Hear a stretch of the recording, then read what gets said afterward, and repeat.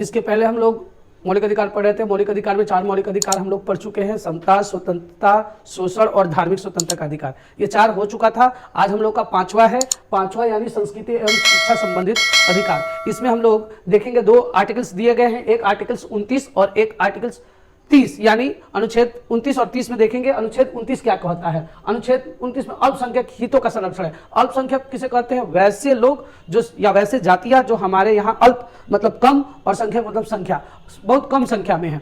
ठीक है, तो यहाँ पे देखिए उसके लिए क्या प्रावधान दिया गया है कि कोई भी अल्पसंख्यक अपनी भाषा, लिपि, संस्कृति को सुरक्षित रख सकता है। जो मेरा मान के चलिए मेरी संख्या कम है या मेरी जातियों की संख्या बहुत कम है, तो हम सोचेंगे कि नहीं, हम अपनी भाषा नहीं, दूसरे किसी का भाषा नहीं, ऐसा नहीं है। हम अपनी भाषा, अपनी संस्कृति को बनाए रख सकते हैं। केवल भाषा, जाति, धर्म और संस्कृति के आधार पर कोई भी सरकारी सक्सेस में प्रवेश से नहीं रोक सकता है।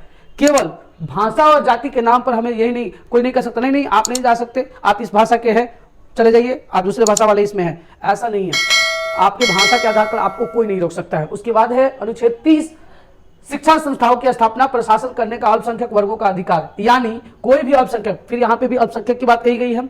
अल्पसंख्यक जो मतलब बहुत कम संख्या में हो, अपनी पसंद की शैक्षिक संस्थान चला सकता है। सपोज दैट जैसे मैं शिक्षक हूँ, अगर मेरी जातियों की संख्या बहुत कम होती है, तो कोई मुझे ये रोक नहीं लगा सकता है कि नहीं आप तो अपना संस्थान, शिक्षण संस्थान नहीं चला सकते, यानी पढ़े लिखे वाला का, यानी स्कूल कोचिंग नहीं खोल सकते। ऐसा कुछ नहीं है, आप खोल सकते हैं। और सरकार उसे अनुदान देने में किसी तरह का भेदभाव नहीं करेगी और सरकार भी मुझे नहीं रोकेगी। ये साफ अनुच्छेद 30 हमें देता है कि हम कोई भी शैक्षिक संस्थान चला सकते हैं, कोचिंग वोचिंग ट्यूशन पढ़ा सकते हैं।